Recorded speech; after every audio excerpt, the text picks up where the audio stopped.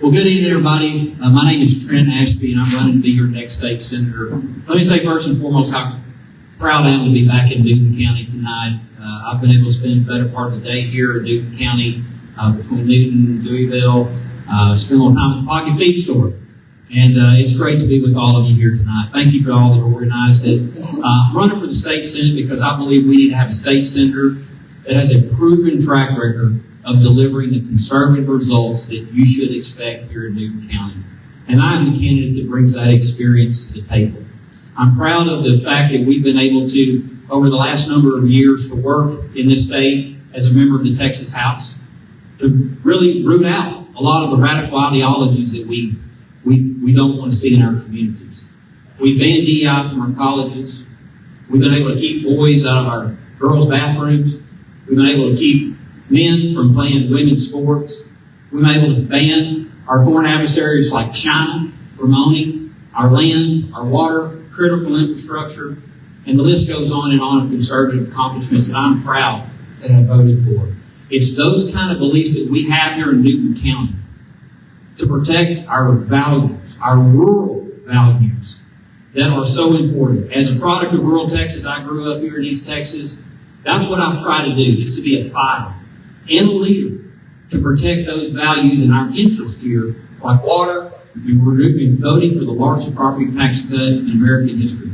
It's those kind of values that we need in our state senator. Someone that doesn't just talk a good game, but someone that has actually proven that they can deliver.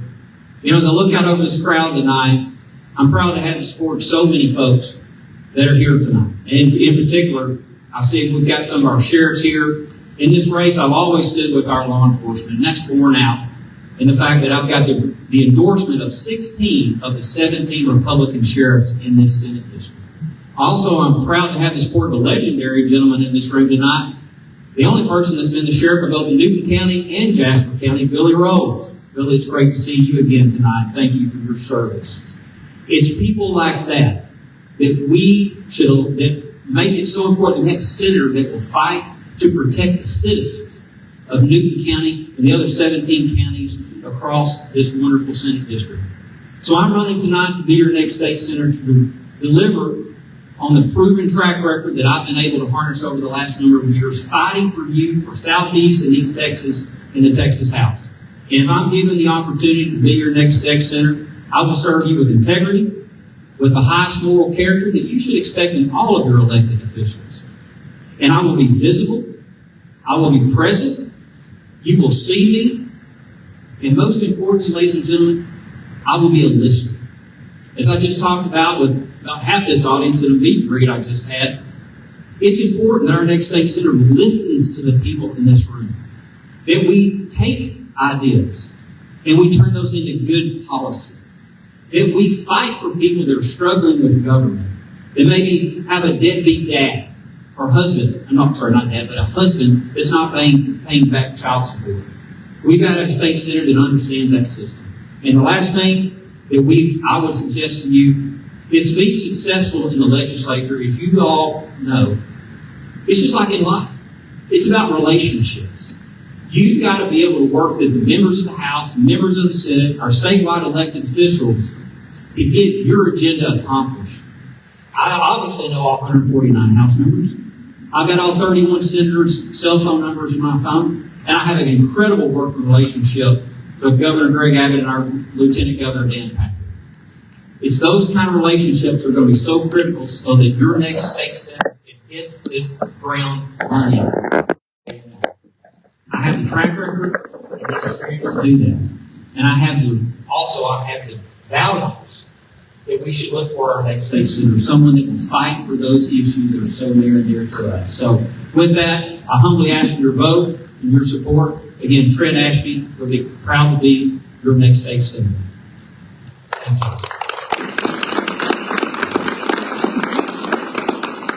Good evening. It's good to see all of you here. You're engaged voters, and that tells me a lot. That you want to see a change in the way things are done in Austin.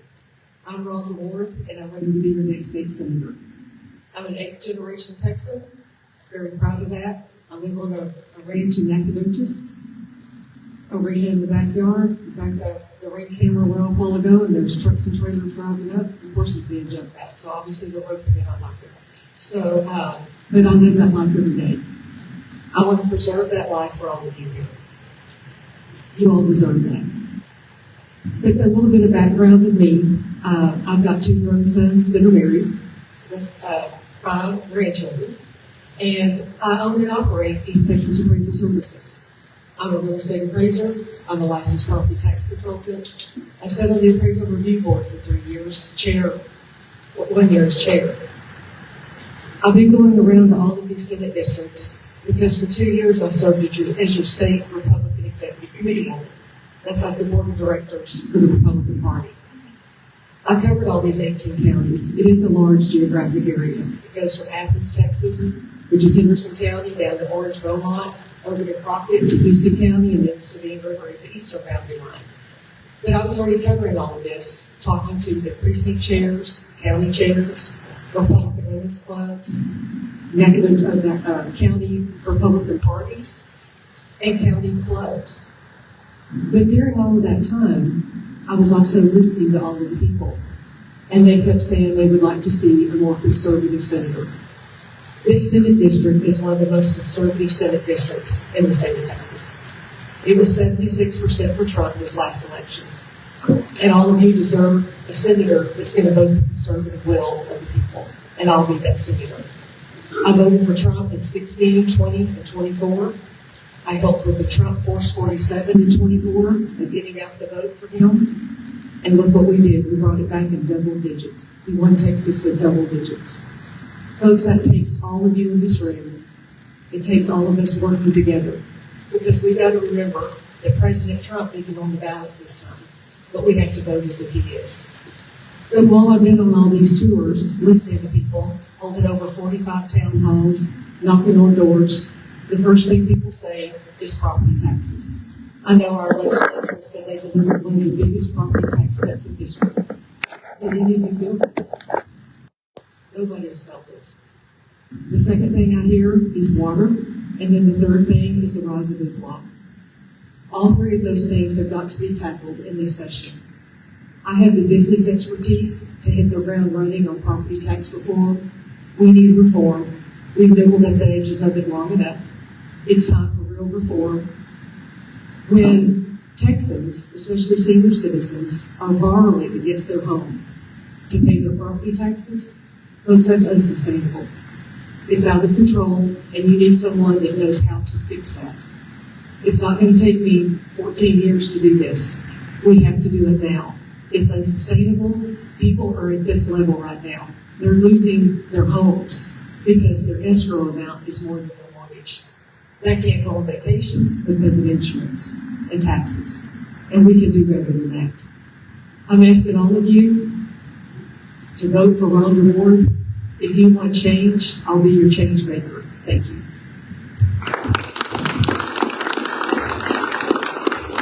Can I give a quick PSA to all the candidates? The timekeeper's in the very back. I just saw you. I saw you hold up the stop sign for a while there. And I didn't see you until Ms. Ward spoke. So I just want everybody to know our timekeepers are in the very back. So thank you. Yeah, I didn't either until you started talking. It'll be a big red stop sign. Yeah, I was looking Not a problem. Not a problem. Now we know. All right, so let's go ahead and start this thing out easy. First question is going to Ms. Rhonda Ward. What is the single most pressing issue that Texas is facing today? Well, I think I just alluded to it. Property taxes. It's out here every day, and it affects all of us. It affects property owners. It affects business owners. We need to look at the way we do appraisals. We need to look at the way we do the caps. I will say I was fortunate enough to be in Houston, when Governor Abbott rolled out his re-election campaign and then rolled out his little whiteboard with all of his wish list. I can be on board with all of it. He's looking at keeping appraisals, having reappraisals every 5 years. I think that's great. People can budget with that. He's also looking at capping it at 3% a year instead of 10% a year. People can budget for that. The one that really I liked the most is he was saying that he would like to eliminate school taxes. If the governor thinks that we can eliminate school taxes, I'm on board with that. We've been sitting on 2+ years of surplus. We used about 6% of it each time to buy down the M&O, and we can do more than that. We need to put money back in your pockets, and we need to quit putting the burden on all of our young people. It's now age 40 to buy a home in Texas because of the escrow amount, and we can do better than that. Mr. Ashby.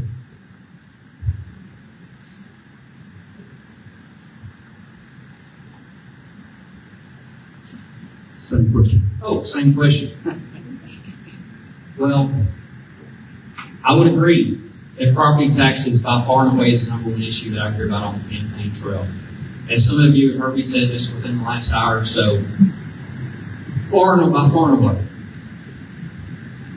Even with what the legislature has done, to the tune of $51 billion, one out of every $5 in our state budget last session we put into the Texas Property Tax Relief Fund to buy down the local school district M&O taxes and to allow voters the opportunity, which we all did, overwhelmingly voted to increase our homestead exemption, $200,000 for seniors, $140,000 for those under 65. That's great. I'm going to go ahead and tell you the legislature is going to continue to do that. But let me tell you what we need to do that we have not. And this is legislation I have filed in multiple sessions. Folks, we have a broken appraisal system in the state of Texas. I know that I'm frustrated coming home after voting for property tax relief, and people look at me and say, Trent, I didn't really feel much of that because my appraisals went up so much. That's the problem. It's the increasing out of control appraisal valuations in Newton County and all 253 other counties across the state. What we've got to do is we've got to completely eliminate the current appraisal system by doing away with the comptroller's property valuation study. The base says Austin knows better than Newton County what your local appraisal valuation should be. Now, does anybody think Austin, Texas knows better than Newton County what your local value should be? Of course not. It's absurd, but that's the current system, and I'm committed to providing you the property tax relief once and for all that you deserve. Thank you.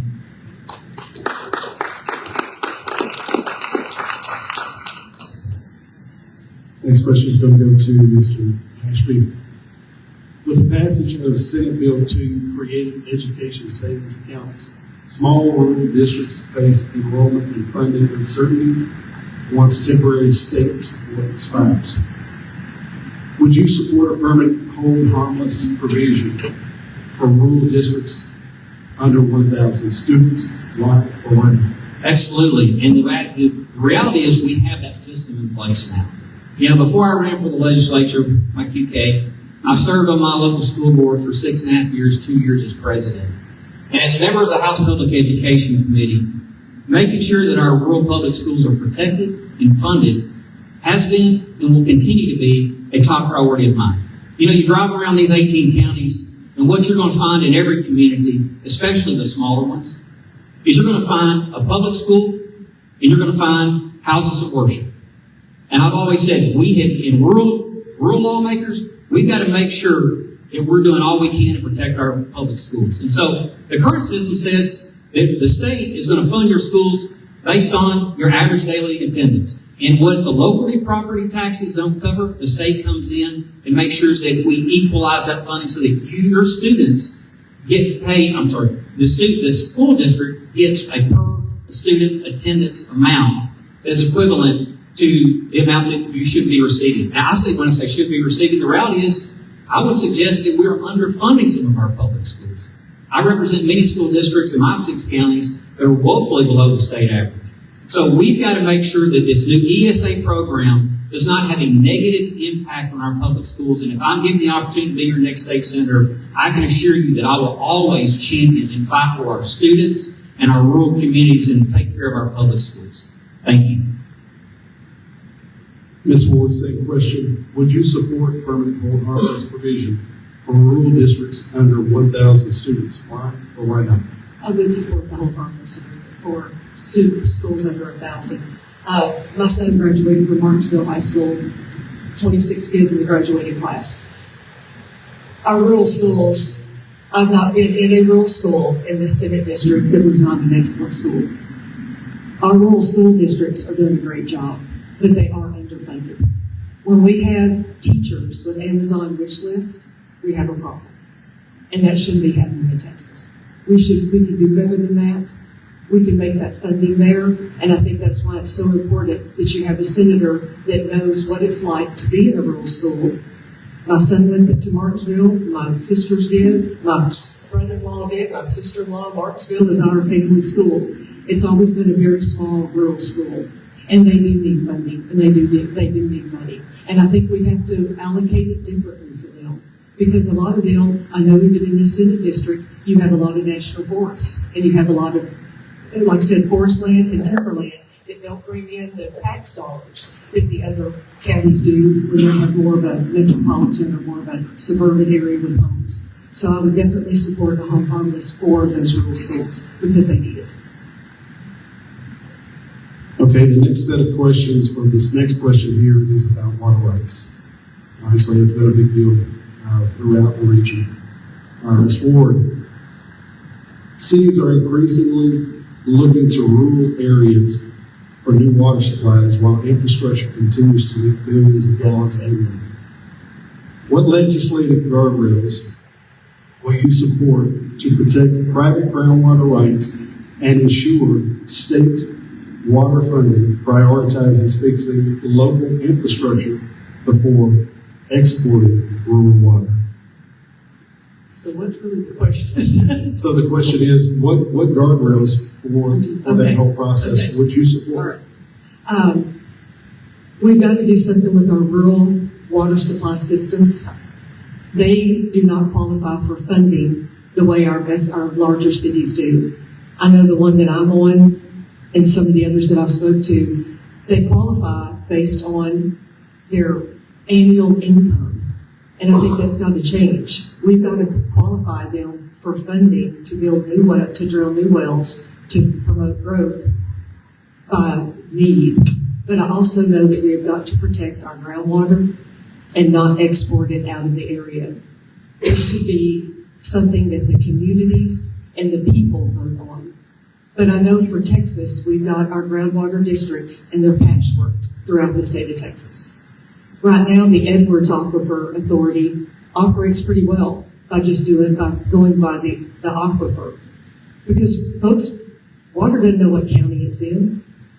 And I think we need to do it by aquifer so that we can have a better handle on depletion rates, recovery rates. And when you go to drill a well, you know what that permit's going to be like. And it's not going to change from one water district to another. It would be consistent. So I would definitely be protecting our water.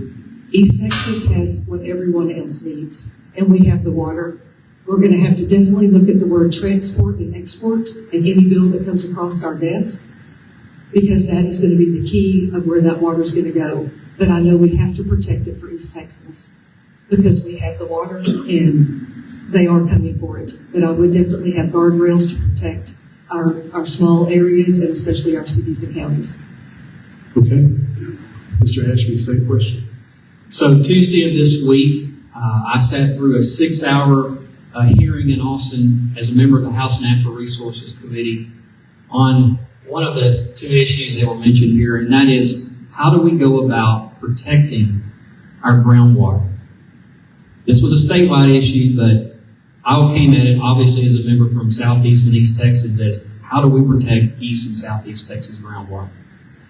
Now, y'all are probably aware, in one of the counties I currently represent, Houston County, there was a proposal by a very wealthy individual out of Dallas to move water out of Houston County, Anderson County, and Henderson County on 13,000 acres of land that he owned with 43 high-pressure commercial wells and export that groundwater to the Metroplex.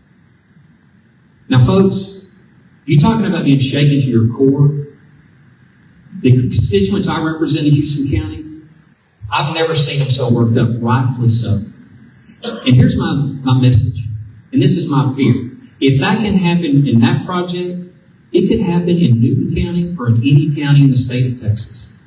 We've got to have a state senator, first and foremost, that understands water law. that has fought to protect not just our groundwater, but our surface water for years. And I'm proud of that fact, and I've been able to deliver on protecting our surface water here in East Texas. You have my firm commitment that this will be one of my top priorities as your next state senator, that I will fight like hell to protect our water resources in Southeast and East Texas. The other part of this question, oh, I'm sorry, I got to stop. Sorry. It's all right. Next question comes to you about protecting water. So, with carbon capture projects expanding into East Texas, what legislative safeguards should be in place to protect groundwater and property owners? And who should bear the long-term legal liability if leaks occur years after injection? Well, let me start with the last part of that question, because that one's easy. Obviously, the company or the operator that is doing the project should be the ones that is legally liable for any type of accident or any type of anything that happens that has a negative impact both on people and the land, the environment.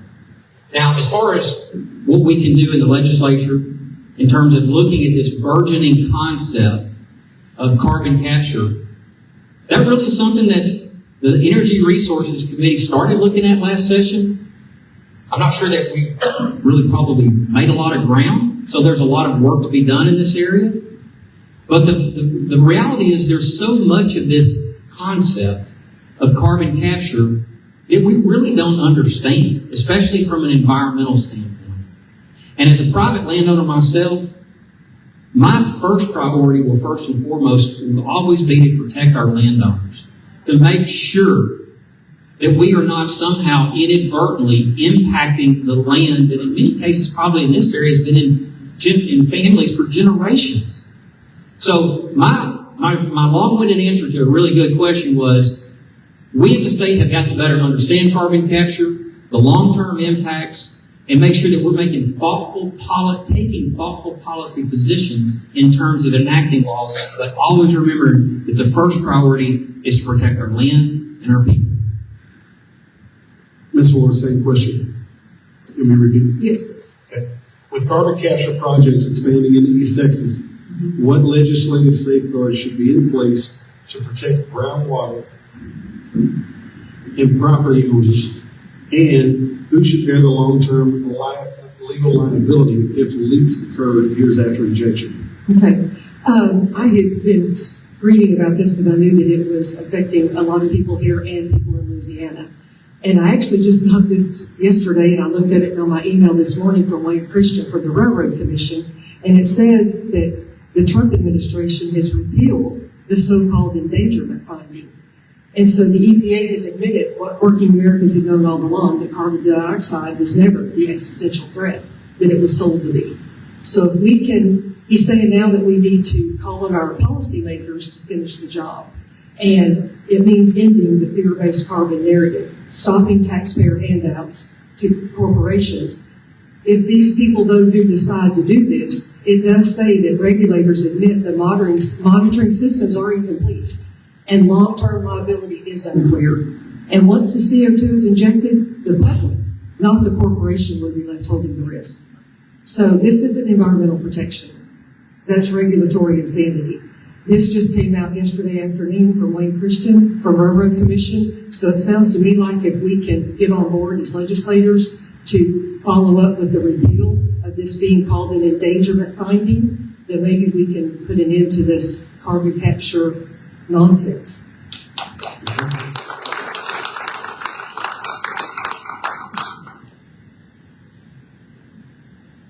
Next question goes to you, Ms. Ward. Bear with me. Says the Texas Nationalist Movement promotes a pledge supporting a referendum on Texas independence. You signed that pledge back in May of 2024. Can you tell us why you signed the pledge, and do you support Texas secession from the United States? I joined Senator Huffines, Senator Bob Hall, the chair of the Republican Party, Abraham George, the Vice Chair, Dorinda Randall, Andy Hopper, State Representative, State Rep Mitch Little, Shelley Luther, and many others. I will always protect Texas. Do you support secession? I support it being put on the ballot if Texans want to vote for that.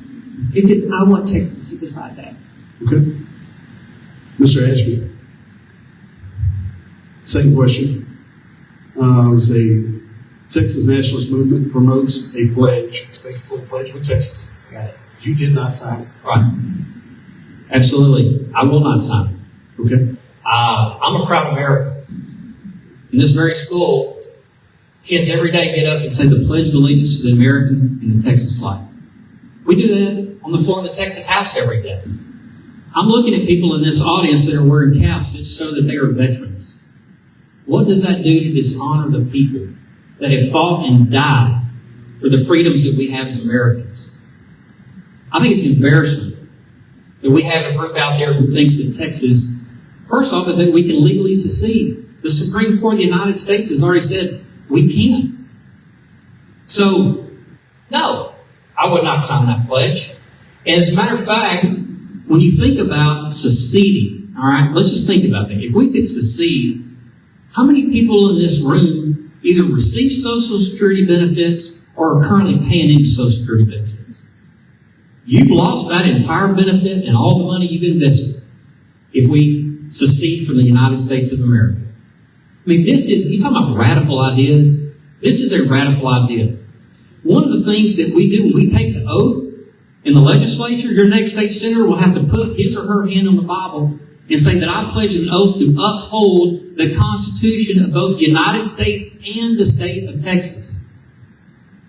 I believe you need a state senator that will actually mean what they say when they say that I will honor the pledge that I have given to this great state of Texas and to this great United States of America.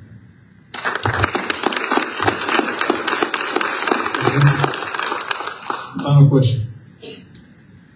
So as I was preparing, both of you sent me some mailers, and I just wanted to give you an opportunity.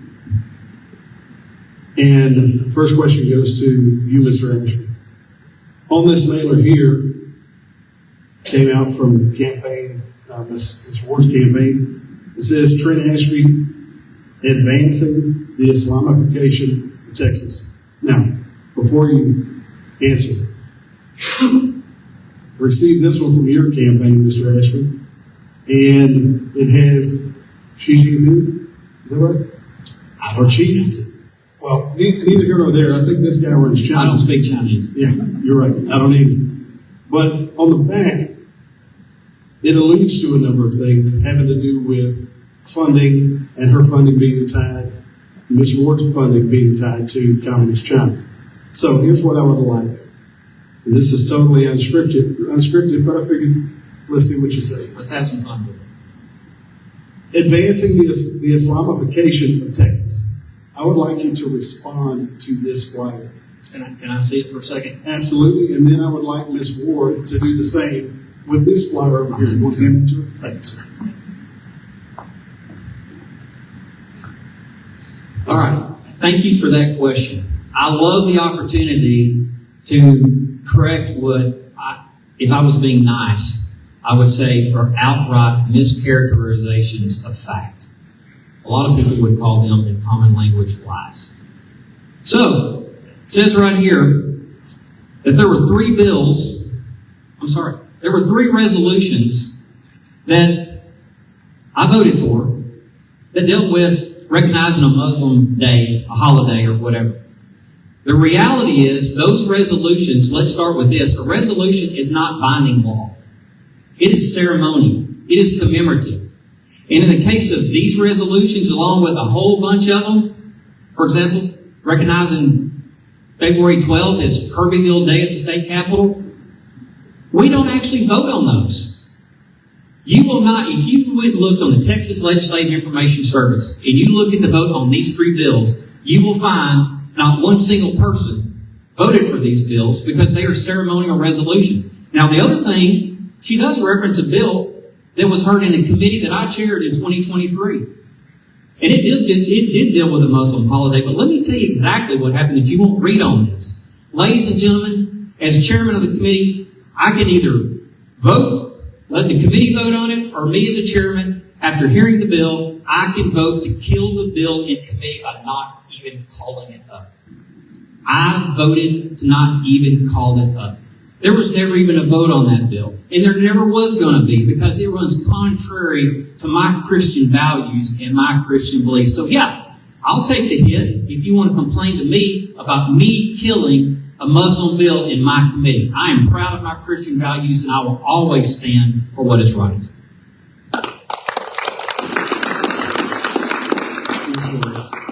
Okay, it says here that I accepted $1.85 million from a big tech donor with ties to communist China. Yes, ma'am. 95% of my campaign is funded by Chinese profits, and I use Chinese profits to pay for false attacks against Trent Ashby. Nothing could be further from the truth. These are lies. I do have a donor. He was born in Port Arthur, graduated from high school in Port Arthur, went to Jefferson High School, went to Rice University, lived the American dream. He founded an American company in California, a semiconductor company, with a partner. The partner is an American citizen. He is Chinese American, but he's an American citizen. It was an American company. It's traded on the New York Stock Exchange. You can't trade a foreign company on the New York Stock Exchange.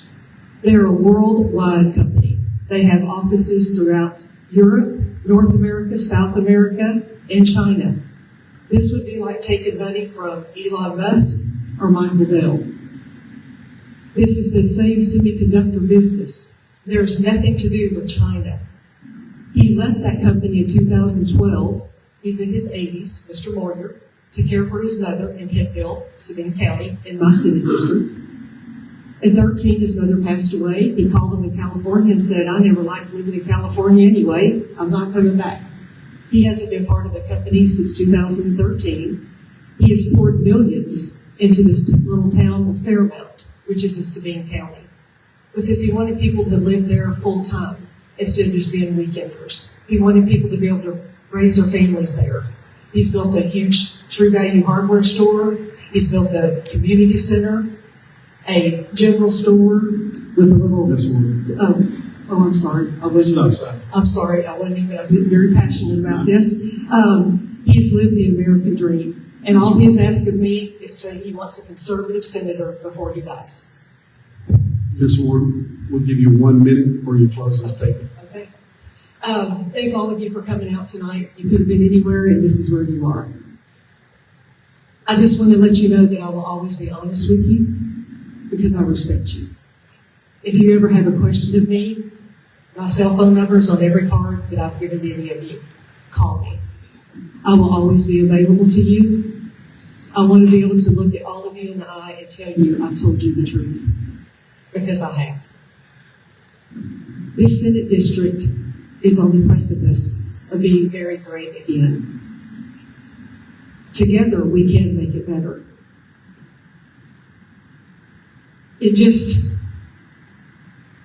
We can do this. We can right-size this Senate district for our children and our grandchildren, because we owe it to them. My kids are home at night worrying about who's got a spelling test or who's got Taekwondo practice.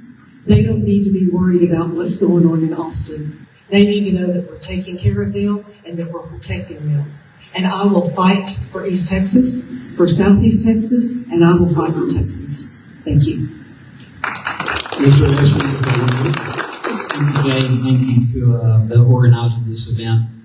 I think what I would like to do is to tell you who's standing with me in this fight. I'm proud to stand here before you. I mentioned the sheriffs across this issue, but I'm proud to stand here tonight with the support and endorsement of so many organizations that matter to people in this room. Texas Farm Bureau, Texas Southwestern Cattle Raisers, Friends of Rural Electric Co-ops, Texas Forestry Association, Texas Classroom Teachers Association, and the list goes on and on and on. NRA, Texas State Rock Association, Gun Owners of America. Ladies and gentlemen, We need someone that has a proven track record and the experience to hit the ground running on day one and make sure that we are protected. That we have someone whose heart is all about fighting for the people in this room and almost 1 million people outside of this room. Someone that has the values of someone that has grown up in this area. Not someone that's going to answer to one donor. We've got to have someone that is working for the people, that is putting your priorities above everyone else, and I would be honored and humbled to have your vote as your next state senator. Again, I'm Trent Ashby. God bless you, and God bless the great state of Texas. Everyone,